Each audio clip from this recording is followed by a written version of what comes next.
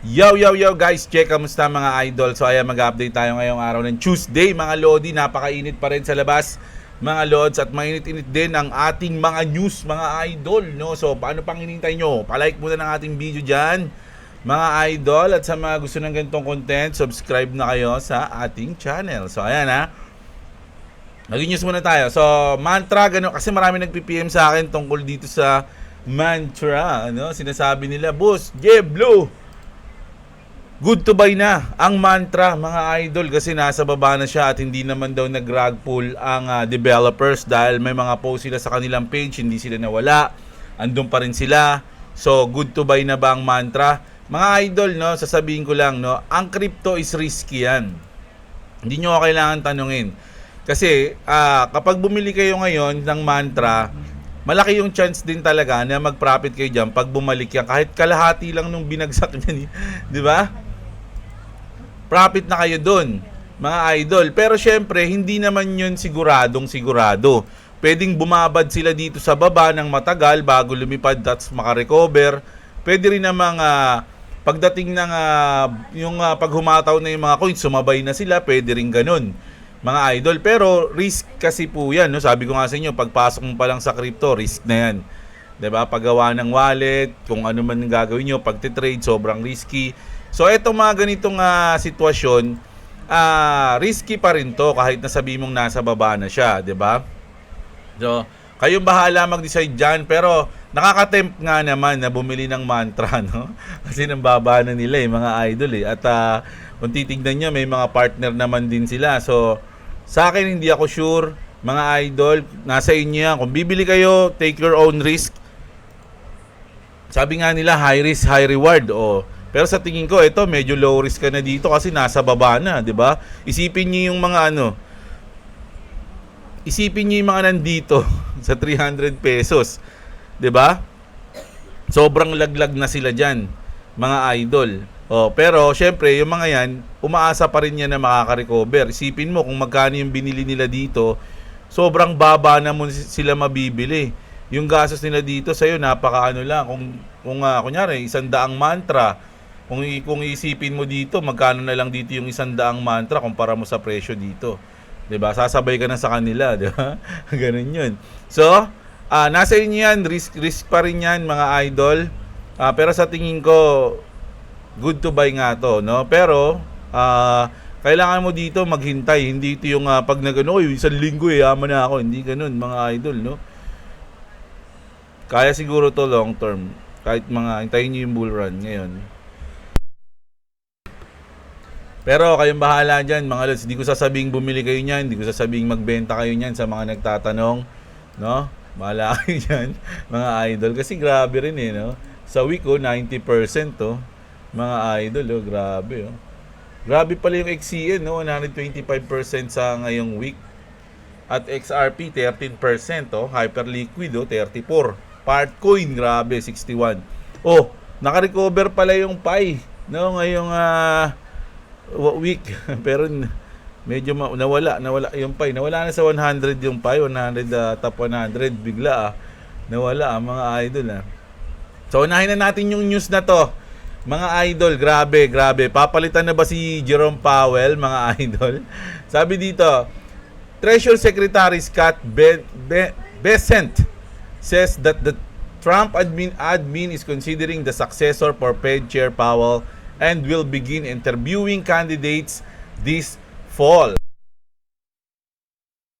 Hingid sa inyong kalaman, mga idol, private po yung Fed, no? So walang control dyan yung government. Pero nung pinost nga ni Trump nung nakaraan, nagtanong siya sa Supreme Court kung pwede niya bang i-fire si Jerome Powell. Siguro naiinip na. Sabi nga ni George, naiinip na si Trump. Kailangan niya na kumbaga, yung plano niya siguro, meron siyang plano, nakalatag na yan mga idol So isa yun sa plano nila na siguro makontrol yung Fed. So hindi natin alam kung ano yun, haka-haka ko lang yun, mga idol. Pero kung ikagaganda naman ng Amerika o ng takbo ng crypto, kung mapapalitan si Jerome Powell, di mas goods, di ba? Pero kung hindi naman, di mas bads. Pero interesting tong news na to. Kasi ano nga yan walang kapangyarihan si Trump dyan, mga idol. Pero titignan natin kung makokontrol niya yan, mga idol, no? Kasi, sipin nyo, ba't niya sasabihin na magbibigay na sila mag-umpisa na sila ng interview ng mga candidates na pwedeng pumalit kay Jerome Powell this fall? 'Di ba? Ibig sabihin, nakaplano na talaga yan na may chance na mapalitan si Jerome Powell. 'Di ba? Tapos pinili niya si Brad Garlinghouse. Ay na, GG. Pag pinili si Brad Garlinghouse, taragis GG talaga, mga idol. Pero hindi siguro yun. Hindi yun. Joke lang yun, mga idol. So, grabe yan, no? At ito naman, sabi dito ni Trump administration says US may buy Bitcoin using tariff revenue. Kasi kung natatandaan nyo, yung sinabi ni Trump, no, mag-acquire sila hanggat maaari ng Bitcoin, pero hindi nila gagamitin yung pera ng taong bayan. 'Di ba? Yung mga taxpayers money, hindi nila gagamitin. So, isa sa mga naisip nila is yung sa tariff, no? Yung revenue nila sa tariff, ayun yung gagamitin nilang pambili ng Bitcoin, no? So, good idea ba 'yon, mga idol? So, tignan natin kung ano mangyayari diyan, mga lodi, no? Nag-comment dito si Common Sense. Ngayon ko lang nakita to. More Clown S. Tariff money was supposed to end. The effing IRS. Let's focus on that. Yan daw, mga idol. Hindi sang-ayon si CSC, mga lodi, no? Ito, maganda to. Kasi ni-retweet to ni Elon Musk. Sabi dito ni Donald Trump, the best definition of intelligence is the ability to predict the future. Ayun yung sinabi niya, no? So, alam nyo ba kung sino yung mga nagpipredict, mga lodi? Di ba sila bearable guy? Nakita ko to, mga lodi, no? Sila bearable guy, sila Baba Cub, di ba? Sila Mr. Pool. Sila yung mga nagpipredict tungkol sa XRP, mga lodi, ng future, di ba? Pero ito, panoorin lang natin to. Medyo interesting yung ginawang video ni Not Financial Advice. So, sana ma-enjoy natin. Check mo na. Medyo i-passport lang natin ng maliit lang. Ayan lang, isa lang. Symbol of Teddy Roosevelt in these riddles represent Trump in real life. In these riddles could represent Elon Musk in real life. I mean, funny enough, two of the main characters represented in these riddles, the Lone Ranger and Teddy Roosevelt, perfectly align with the two main characters of crypto implementation, Elon Musk and Donald Trump. So if the world's a stage and much of reality follows a script, could Trump's character on the world stage be based on Teddy Roosevelt? The similarities are uncanny. For one, both presidents were shot during a campaign speech. Teddy was shot on the campaign trail and famously continued with his speech, saying, "It takes more than that to kill a bull moose." The equivalent of Donald Trump's fist pumping the air moments after he was wounded in his own assassination attempt 111 years later. Also, Elon compared Trump to Roosevelt less than an hour after the attack, tweeting, "The last time America had a candidate this tough was Theodore Roosevelt." Here's Don Jr. solidifying the comparison 4 days later. Teddy Roosevelt was struck by a would-be assassin's bullet. But he didn't quit either. He finished his speech and he kept fighting. Today, Teddy Roosevelt's man in the arena has a name, and it's Donald J. Trump. That's pretty direct, right? Next, both presidents were populist but elite. Rich men playing anti-elite champions who somehow related to the working class and were known as a man of the people. Both were born and raised in New York City to wealthy families, making them the only two presidents born in New York City. Both were known for giving political enemies nicknames. Next, right after Trump's inauguration, he decorated the Oval Office to include a portrait of Teddy Roosevelt, as well as a bronze sculpture from Roosevelt's house called the Bronco Buster that was given to him as a gift when he returned home from the Battle of San Juan Hill. Even Mike Pence said Trump is reminiscent of Teddy Roosevelt. And in President Donald Trump, I think the United States once again has a president whose vision, energy, and can-do spirit is reminiscent of President Teddy Roosevelt. And just as President Roosevelt exhorted his fellow Americans to dare to be great, President Donald Trump has dared our nation to make America great again. And the two time periods Roosevelt and Trump were presidents are also eerily similar. We see Trump trying to abolish income tax and establish tariffs. Well, when Roosevelt was president, tariffs gave the country the richest period in the history of the U.S. Trump even talks about this in his original tone-setting tariff speech, mentioning Teddy Roosevelt. You know, the United States in 1870 to 1913, all tariffs, and that was the richest period in the history of the United States. Again, Teddy Roosevelt was a beneficiary. He took over this vast sum of money. So both were president during massive revolutions in finance. For example, the Panic of 1907 during Roosevelt's presidency was the crisis used to justify the implementation of a new financial system, aka the Federal Reserve. And the COVID-19 pandemic of 2020 during Trump's presidency is the crisis used to justify the implementation of a new digital financial system. The parallels are there.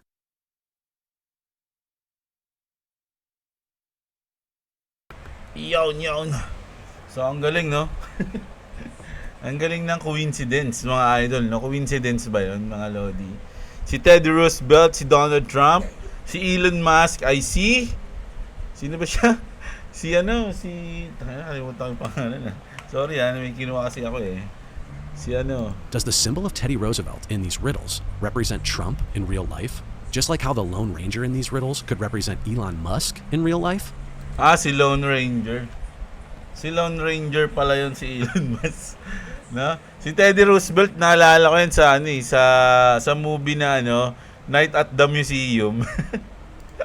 Sino nakapanood doon? Paborito ng mga anak ko yun eh. Kaya doon ko nakilala si Teddy Roosevelt eh. Tapos si Lone Ranger, ayan, napanood ko yan kasama si Toto. Yung si Gina na pa ni Johnny Depp, di ba? So, grabe, no? Ito yung mga parang sinasabi natin dito na ability to predict future. So, hindi lang financial advice yung mga naglalabas ng mga ganitong riddle. Diba? Si Bearable Guy, si Mr. Pool, si David Schwartz. Si David Schwartz din, di ba? Nagaganyan din siya, pero slight lang siya eh.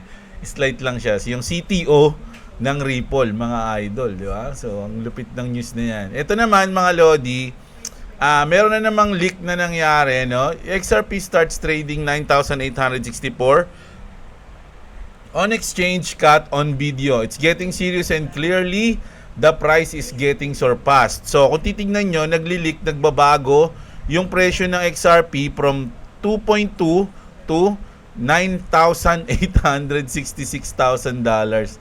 Mga idol, no? So, totoo kaya yan? Totoo yan, no? Kaya lang leak nga lang yan po, no? Kumbaga, hindi siya yung peaks. Hindi natin alam kung may sira or something, may bug. Pero ganun yung nangyayari. Ilang beses na po yan nangyari sa XRP. Sabi nga nila, hindi daw yan bug o hindi yan leak eh. It's a testing daw. Tinitesting lang nila. Di ba? So, kayo na humusga dyan. Sabi naman dito ni Patrick Bet David, kilala niyo yan? Si Patrick Bet David, open yan na parang medyo pro XRP siya. Sabi niya rito, what's the one issue you're willing to die on a hill for? No matter what cost. Sabi dito ni Baba Cugs, kilala niyo yan si Baba Cugs, lagi nating nasasama yan. XRP will take over the world, no? Tapos, kung titingnan nyo rito, nag-uumpisa na ba? Kasi, Ripple will partner with Swift. Alam nyo naman tong Swift, mga lodi, global yan. Mga idol. Diba? Plus, meron din naman remember this beauty, sabi dito si Barry Silbert, mga idol. No? Isang main player din yan, mga idol. Pero, tinweet niya to nung May 1, 2017 pa. Sabi niya dito, Ripple is going to eat Swift lunch, mga idol. Grabe, no? So, hindi natin alam kung anong mga pwedeng mangyari dyan, mga lodi. Ngayon na ba yung time? 'Di ba? So, ito isang mabigat din na news to. Uphold becomes the largest XRP holder, not a wallet, a weapon. Uphold just flex on the entire market, over 1.8 billion XRP sitting like a boss.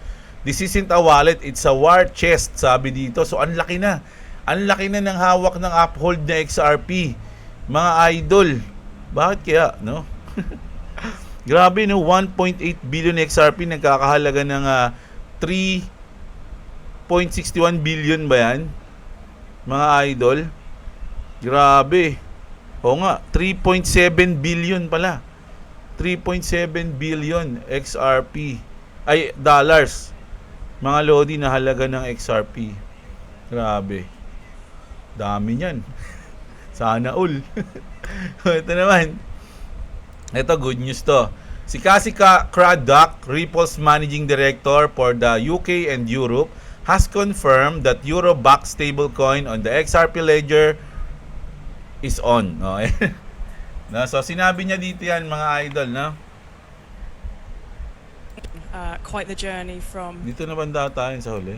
work, given that we're the largest thing to see financial institutions or consumers of the are in place, but I think Hi everyone, I'm Cassie Craddock, managing direct work to send cross-border payments right through to being able to provide banks and financial institutions end-to-end digital asset infrastructure through payments, through custody, through stablecoin, and through tokenization use cases that we're going to talk about today. So ayun na mga Lodi, no. So saan yan UK and Europe mga Lodi, has confirmed the Euroback stablecoin on the XRP ledger. So goods na goods yan mga Lodi. For those asking, so ito na. For those asking, Paul Atkins hasn't taken his seat at the SecGov yet mga Lodi. So hindi pa siya nauupo si Paul Atkins bilang chairman ng SEC.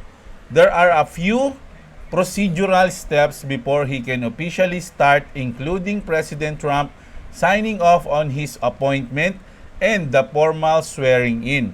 This could happen anytime over the next few days, so stay tuned. So few days na lang to, ilang araw na lang daw mga Lodi, no? Ngayong kumbaga araw na lang yung bibilangin, parang gano'n. So sabi dito, follow up niya, clarifying that Trump signing off is purely procedural, no? Essentially a ministerial function, just part of the standard paperwork process. So parang ano yan, legality o kumbaga ano na lang gagawin na, kumbaga hindi pa siya nanunumpa So parang ganoon mga idol, no? Kakumpletuhin lang yung procedure para makaupo na siya. Pero siya na yun mga idol, no? So any day now pwede na mangyari yan mga lods. At sabi nga natin kahapon, ngayong week na to is merong mga mangyayaring malupit, no? Malupit talaga. Ito nga sabi dito ni John Squire, April 16 and April 21 could become the two most important dates in XRP history. So April 16, bukas yan, no mga Lodi, advance lang tayo ng 12 hours. And it's not saying this for hype. I'm not saying this for hype. I'm saying it because of context, data and narrative that's been building for years. No, let's start with April 16. Ano ba mangyayari sa April 16 mga idol, no? It's the deadline for Ripple to submit its final response to the SEC after more than 3 years of legal battle. This document could mark the end of the case or at least the beginning of the final chapter. A lawsuit that hasn't just slowed XRP growth in the US but has shaped the entire regulatory conversation in the crypto world mga Lodi. So sabi ko nga nakaraan, ngayong April 16, pipili na lang yung Ripple dyan kung tutuloy pa nila yung kaso o magsisettle na sila. At sabi nga 99% ang pipiliin is magsisettle na. So ngayong 16 mangyayari yan. If Ripple wins, and many signs suggest it has a strong case, XRP would be free to operate legally and openly in the largest financial market in the world. No, ayun na lang talaga inihintay ng lahat mga idol no. Ayan, at ang regulatory law, no. That wouldn't just be a legal win. It would be a global signal. Grabe. XRP is not a longer chased crypto but a legally backed digital asset. Oh, grabe, no. So ngayong April 16 to mangyayari mga idol, medyo mabigat nga to. Medyo magiging historical nga pag nangyari to mga idol, no. So November 21 ay April 21 pala. In recent weeks, several influential voices have pointed to a possible announcement from SWIFT. So sa SWIFT pala to. It could be the official confirmation that XRP through Ripple will become part of SWIFT's global payment infrastructures used by over 11,000 financial institutions worldwide, no? In 2023, Ripple already participated in interoperability pilot programs led by SWIFT. More recently, SWIFT published a report discussing the integration of distributed ledger technology. Ripple was on that list. XRP was part of the conversation. So, ayun nga yung sinabi nating rumor, no? Ito na parang makikipag-partner sila. Di ba? So is it just coincidence that both dates are so close? I don't think so, sabi niya. It looks more like a carefully coordinated strategy to close one chapter and open another. From outload the essential, from restricted assets to global infrastructure, from troubled crypto to liquidity backbone, no? Ayun pala, so parang ano pala to, from outload to essential, from restricted asset to global infrastructure, from troubled crypto to liquidity backbone, di ba? If the lawsuit ends on 16 and SWIFT confirms the integration on 21, XRP's narrative shift from defensive to fully offensive, from survival to dominance, no? Isipin mo, nagsusurvive ka lang, biglang ikaw na yung naging dominante. Mga lodi, dominante nga mo, grabe. Sabi ni Looney. Dominante nga mo, grabe, sabi niya, di ba? Of course, nothing is guaranteed. Rumors don't always materialize, but if you've been in the space long enough, you know the biggest waves from long before they break. And this feels like one building right in front of us. This is not financial advice, it's just an opinion based on facts, context, and over 5 years of following this story. Do your own research but don't take your eyes off April, mga idol, no? So magkakaroon tayo ng mga mabibigat na araw na event, no? 16 and 21, no? Yung 16 kasi nakaano na yun, sinabi na yung date, 'di ba? Siguro mangyayari talaga yung sa 16, 'di ba? Kasi ayun na yung napag-usapan, kumbaga pinost na nila yun sa 16 eh. May date na yun, may nasa papers na yun. So, ayun na lang hintayin natin. Grabe, 16. Ano bang araw yung 16? Miyerkules bukas. So, Thursday sa atin. Baka Thursday sa atin yan, mga idol, no? Miyebes na sa atin siya mangyari. So, hintayin natin yan. Nako. Alam nyo, hanggat hindi bumababa tong trade ko, confident ako na aabutin ko yung mararanasan ko yung yung pump dito eh. Idol eh. Diba? So profit pa lang tayo ng 8.2 So pag ito, 'di ba, lumipad 'yan, mga idol, sinasabi ko sa inyo, matindi-tindi to. No? Matindi-tindi, mga lodi. Carbon lodi. Matindi-tindi to mga idol So, hintayin natin kung ano mangyayari. Kasi malayo-layo naman ang aking liquidation dito eh. Inangat ko yung stop loss ko ng 1.8. No? Pag tinamaan yung stop loss ko, profit pa rin ako ng $22. Sinadya akong isobra ng 20 para sa gas fee. No, $22 lang. Pero medyo malayo-layo yan. Sa tingin nyo ba abutin yan? Malayo pa naman talaga yung ko dyan. Hanggang dito ako sa 1.9 eh. Ay 1.5 eh. Dito yung aking stop loss eh. Yan, tignan niyo yung stop loss ko dito. Liquidation ko is 1.5. Sa tingin nyo, abutin pa ba yung 1.5? Bababa pa ba siya dyan? Ngayon, sa may mangyayaring malulupit na news ngayong week. Nako. Tignan natin yan. Mga lods, no? So, ayan. Tapos, saan na tayo? Ito, maganda rin to, mga lodi. Hindi ko pa to nababasa actually. Sa ano lang tayo, sa intro. Everyone talks about XRP price. But the most important, boys, the one who build the system. Sino ba yung nag-build ng system? Siyempre, yung Ripple CTO na si David Schwartz has been quietly revealing XRP's future in interviews, ready trades, and deep dives. No? So, ito yung mga sinabi niya sa mga interview niya, di ba? We want to create a payment network like SWIFT, di ba? But one where the settlement, the actual movement of money, the actual plumbing underneath the surface would be a decentralized open network. Ayan. So, lahat ng mga sinabi niya dito. What's interesting about this proposal is that the stable coins are perfectly liquid to XRP at face value on the ledger. If no bank will do business with me, I don't get a hearing in a court of law. They're enforcing the law in a way that doesn't have any of the normal protections that got me into the Bitcoin community. This isn't about tech, it's about freedom. Sabi niya, Schwartz was done to crypto to fight gatekeeping and parang parehas din sila ng ano eh. 'Di ba yung sinasabi ni Satoshi Nakamoto na ginawa niya yung Bitcoin dahil sa ganito, sa ganyan, kontra sa government, ganyan, hindi nakokontrol ng government. So, ganun din yung parang gustong gawin ni David Schwartz, mga lodi, no? Freedom. 'Di ba? Yung hindi ka nakokontrol, parang ganun, no? You don't need our permission and we can stop you. Oh. Basta yan, ang dami niyan, mga lodi, malupit yan. Hindi pa kayo nabuli sa XRP, bahala na kayo.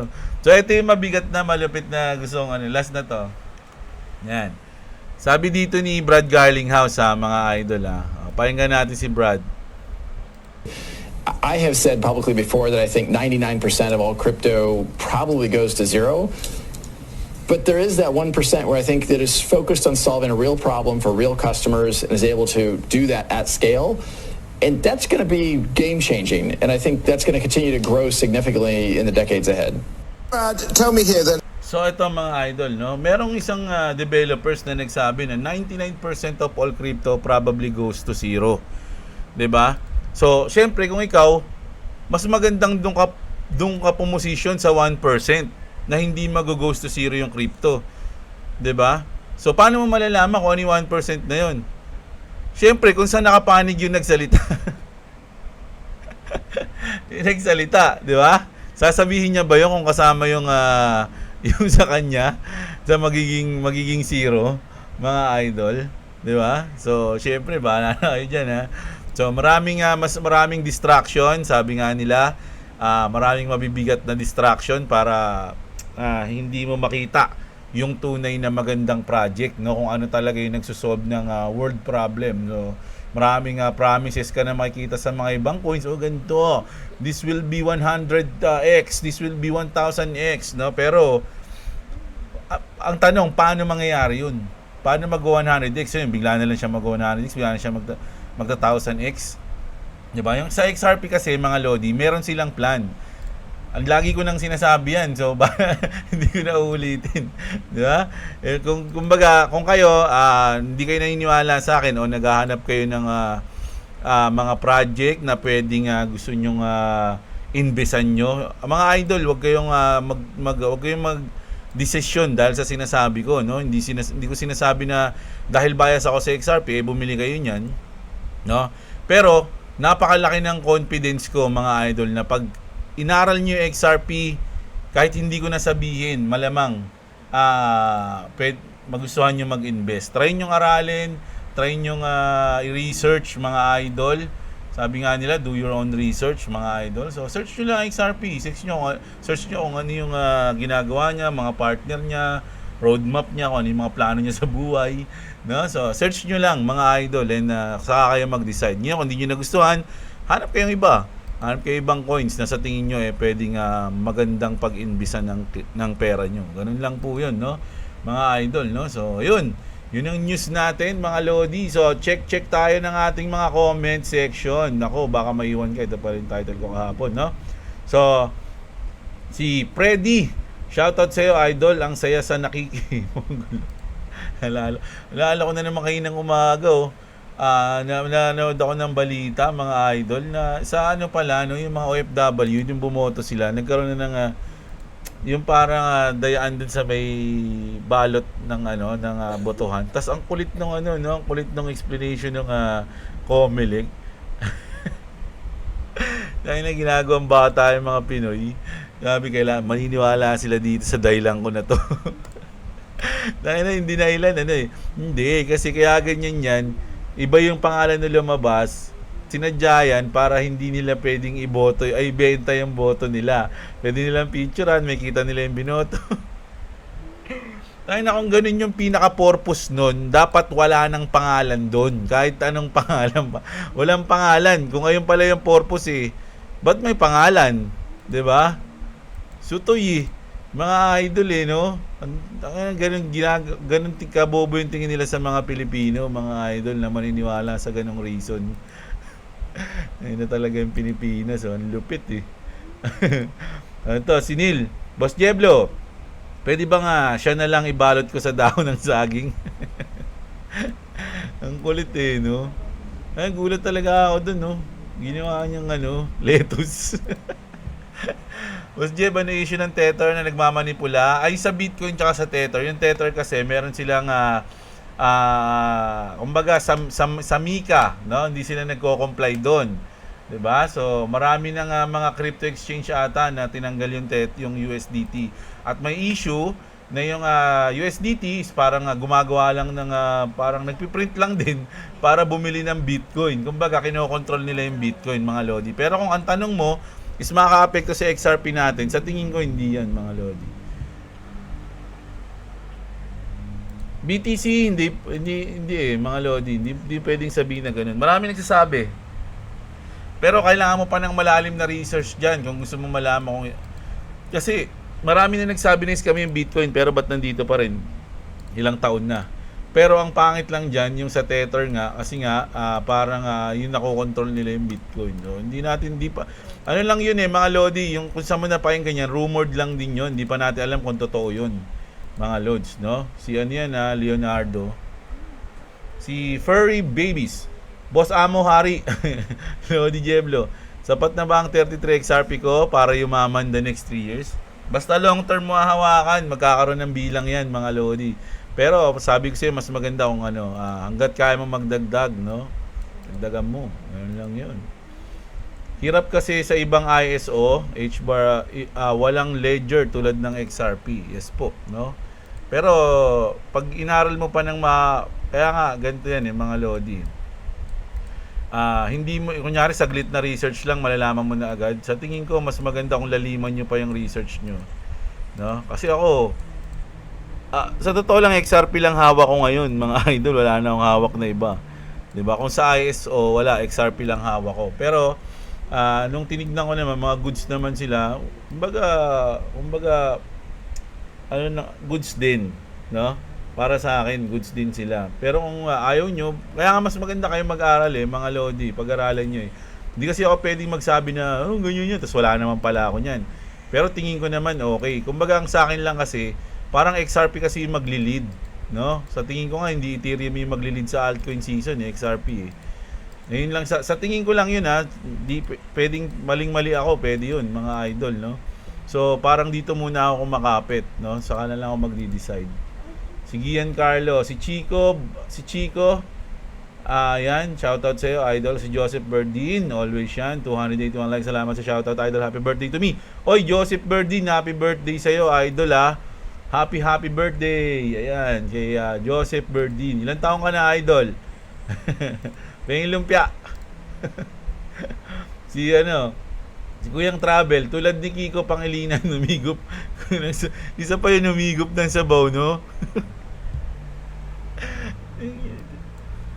Yan talaga mga lumang tao yan, no? Iniisip nila, hindi nag-upgrade yung utak ng Pinoy, Okay pa to, mauto pa natin sila dito. Gumana to dati, sabi niya. Akala ata letos yung daon ng saging, Lods. Puro kasi sangyup, walang alam na sa nangyari may hirap talaga, ganyan talaga mga pakitang tao. Dito mo makikita sino talaga ang concern sa may hirap bago mo ginawa ang research. Nag-research ka man lang sana, pero akala nila maluloko pa nila mga tao. Ayan, sabi ni Crypto Budol, mga lodi. Si Kuyang Travel, shoutout. Yakuza Clan, mag-TA ka na din, idol. Madami na nanonood sa'yo. Hindi po hindi ako, ayoko ng pressure. Alam nyo mga idol, kung gusto nyo talagang matuto ng mga ganyan, marami na pwede naman kayo mag-research. Pwede nga kayo mag-demo trading Ayan, pwede kayo mag-trade ng demo para mismong kayo yung nagtitrade. Pero demo lang, napag-aaralan nyo lang kung paano nasasanay yung utak nyo, nasasanay yung feelings nyo. Kasi importante din dyan yung feelings mga lodi, yung greed nawawala. Mas sumiral yung utak kaysa sa greed di ba? So sa mga wala pang crypto exchange diyan andyan yung BitGet natin matindi-tindi yung BitGet natin. Alam nyo, sa mga nakikita kong update ng BitGet, napakaganda, napakalupit. Sa susunod na Binance na to. Mga idol, no? Grabe. Ang tindi ng BitGet, mga lodi, napakaganda gamitin. So andyan yung link ng BitGet natin. Kayo na bahala dyan.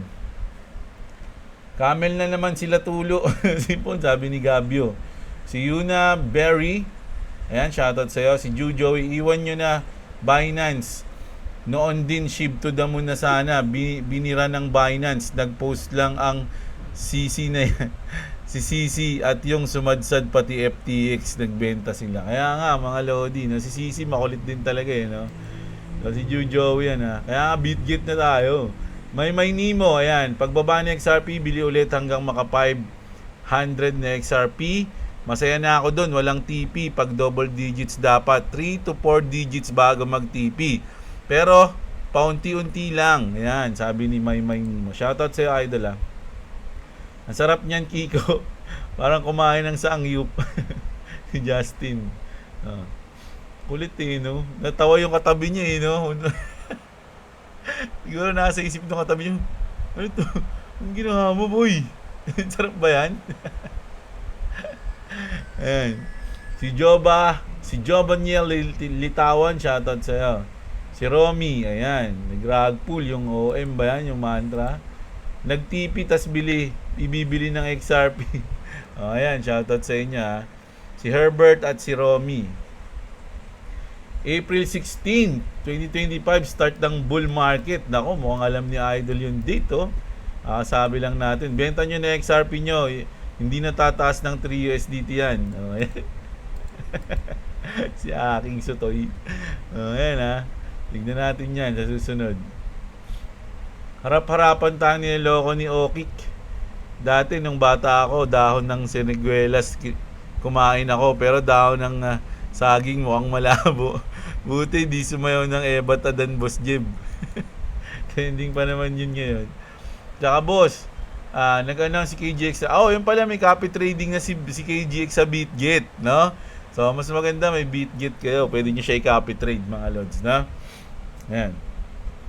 Mantra to the earth. Invest kaya ako dyan. Konti. Nga pala po, ano yung White Swan na update next big event daw? Be ready at the big dump again. Baka Black Swan, hindi White Swan. Black Swan na tayo na idol ha. Hindi ko lang yung White Swan eh. Baka White Swan eh, yun yung pump. Alam ko lang Black Swan eh. Si Siggy ha, Siggy Stardust, shoutout sa'yo. Si Jay. At si Money Works For Me, shoutout sa'yo. Toto, tapos ginawa din ni XRP 90% drop. Ubus talaga pabiling kalabaw. Hindi natin sure yan mga Lodi, no? Pero mas sa akin lang mas malaki yung probability na pataas kaysa sa pababa. Ganun lang yung sa tingin ko. Probability lang tayo dyan mga Lodi, no? Walang kasiguraduhan. Si Toto. Victor Vincent Jr. Lodi, ano balita sa Pi? Mukhang nag-umpisa na ang kanyang mga utility. Hanapan ko nga ng news yung Pi na yan, mga Lods, no? Hindi ko nahanapan kasi ngayon eh. Pero check natin yung ano niya. Yung kanyang chart. Uy, napakita ka naman. Ayaw naman pakita ni Sutoy. Set ko na nga lang. 0.7 eh. No? Si Pi, 0.7 mga Lodi. Ito ba yung Pi? Ito nga. So, nakaka-recover na yung Pi, oh. So, ang pinakamababa niya na inaabot, mga Lodi, is 0.3. Grabe, sakto yung triangle ko pala dito. Kumawala, oy. Binasag niya yung yung support, oh. Oh. Saka siya kumawala, oh. May triangle pala ako dito. Oh, binasag niya, tuloy-tuloy na. Oh. Hindi ko naalala yan, ha. Saan na? Si ano yun, si Victor. Si Dens. Si Degs pala. Degs Renz Channel. Lodi waits for the pump. Oh, hintay lang natin. Sino to? TN United. Buti na lang sa Pi ako nag-invest, hindi sa mantra. Ito ako pa sa Pi, ha. Dex, the biggest drug pool in 2025 is Pi Network. But wait, it was mantra. O, kala nila Pi pala, mantra pala, ano? Si JP, shoutout sa'yo. At si Alundra. Papel Durog. Pag si XRP parang mantra ang galaw, balik BTC or gold na lang. So yan. Junel Nael, always shoutout dyan. Si Juanito Domingo, Toshi to the moon idol. Yes, meron ako niyan. Yan, may mga invest pala kayo ibang coins, ha. Kung ano agad, ha. Congrats agad sa inyo pag pumapaldo na kayo. Tumanda na ako sa mundong ito, idol, pero hindi pa talaga ako nakakain ng dahon ng saging. Lupit na itong ni Kiko. Maniguradong inidoro na naman bagsak niyan. Hindi manalo yan. Ewan ko na lang sa mga Pinoy, ha. Pag bumoto pa kayo ng mga ganyan, isa lang masabi ko, sabi nga nila, kung sino yung binoto mo, deserve mo yun. Yun na yun. Si Jigs Channel, ayan, panalo kagabi sa trade kay XRP, pang bodega lang kahit papano. Congrats sa'yo, Jigs, ha. Si Jigs TV Channel, shoutout sa'yo. Mr. Chan, good afternoon, Boss Jeff. Sobra talaga init ngayon. Sobra din ang kain ng dahon ng saging ni Kiko Maching. Ayan, si Mr. Chan. Lodi, yung mga profit mo sa mga trades mo sa crypto is already taxable event that's considered capital gains. Check with your CPA to clarify. Yun pala, nakataksa na pala ako eh. Si Queen Shang Sheng, shoutout sa'yo. Si Clabis, ayan, shoutout sa'yo. Sa club nun, 3 million, naging sa mantra. Kapag may mangyayaring paggalaw sa market, magandang hold na lang muna. Ayun, tama si Idol doon, no? Iwas trade muna kayo. Boss Diablo, triple anemone ba gamit mo? Hindi eh. Saan ba? Hindi triple anemone gamit ko, mga lodi, kahit sa origin at sa hindi. Pangalan ko, Cannabis Joestar ba pangalan ko doon? Alimutan ko. Basta gano'n eh, hindi ko na naalala. Madami din rug pull sa Tama Mart ng Ronin Network, no? So mga meme coins 'yon, mga lodi, no? Ayan, tama yan, ha. Iwas na lang tayo sa mga meme coins, sir. High risk talaga yan, tama, no? Si Salad Channel, shoutout sa iyo. Kaya wala siyang Bitcoin loads, alam niya na babalik sa $1 ang Bitcoin. Grabe naman. Ito, nagda-trust to wire naman yung dalawang magjowa dito. Si MG Gaming, tsaka si Chris Cilindro. Yan, mahala kayo dyan. Si Dance Cortez, shoutout. Si Jun Abidanyo. Tol Jeb, good na good pala sa $11 to $30. Good na good din si Robin Padilla. Ayan, ng Bulacan. Goods na goods yan. $100 to $200 si Idol. Kahit gaano pa kaganda ang project, wag na wag humabol sa top. Laging bottom bumili. Ayan, sabi niya. Ayun, si Boy Bottom yan eh. Shoutout palagi. Si Pilabis. Si Aldrin. Lodi, okay po ba yung mga bagong nalista kay OKX? Di ko alam, Idol, wala akong OKX, mga Lodi, bitgit ako. Siguro naman, Lodi, makaka-recover pa. Makaka-recover pa yan hanggat di iniiwanan ng mga developers yan. Makaka-recover pa yan, mga Lods. Nga, si Skylab, tara nga. Hindi, bibili na lang ako ng ice cream, cookies and cream. Ayan, si Chan Ogok, ayan, shoutout sa'yo. Ako, Jeblo, meron ako 30 million na coins ng Lunsi. Hindi mo naman masasabi na ang sitwasyon. Kumbaga, ito, nabasa ko to eh. Kumbaga sa'yo kasi yan eh, para kang sumusugal, mga Lodi, no? So, chances of winning yung sa'yo, mga idol, no? So, nasa iyo yan, pera mo naman yan, tama ka dyan, pera mo yan. Salad channel. Si Yuno TV, ano ba ang utility ng mantra? Ayan, Ayan, sinagot ka na. EJ Cantilep. Tapos ayaw ni Binance kay Pi. Si OM pa lang yung scam. Ayan, nagbenta yung dev, kawawa bumili sa taas niyan, iyak. Sabi nila hindi naman daw yung dev yung nagbenta, mga Lodi, kasi merong silang post na pinakita nila na doon pa rin yung coins nila. No, so parang lang daw 'yan na maraming sunod-sunod na parang domino effect na na-liquidate, mga idol.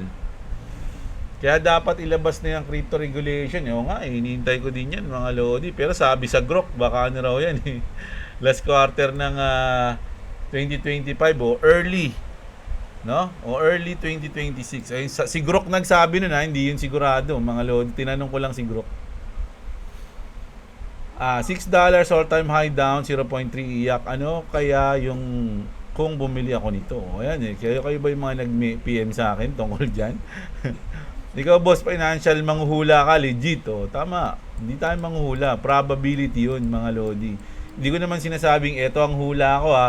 Hindi ako masyadong gano'n. Parang sinasabi ko, malaki yung probability na ganito, na ganyan, na gano'n. Ganun lang ako lagi, eh. Iyak si JB, yung laki ng ginas niya, eh. Yan lang ang coins sa top 100 ang hindi ko binili kasi napakataas na. Pero ngayon, nakabili na ako sa Mantra. Sana lumipad na. Oh. Ayan, si EMG tsaka si Dance Cortez. No? Si Roland Serbo, shoutout sa iyo. At si Harris.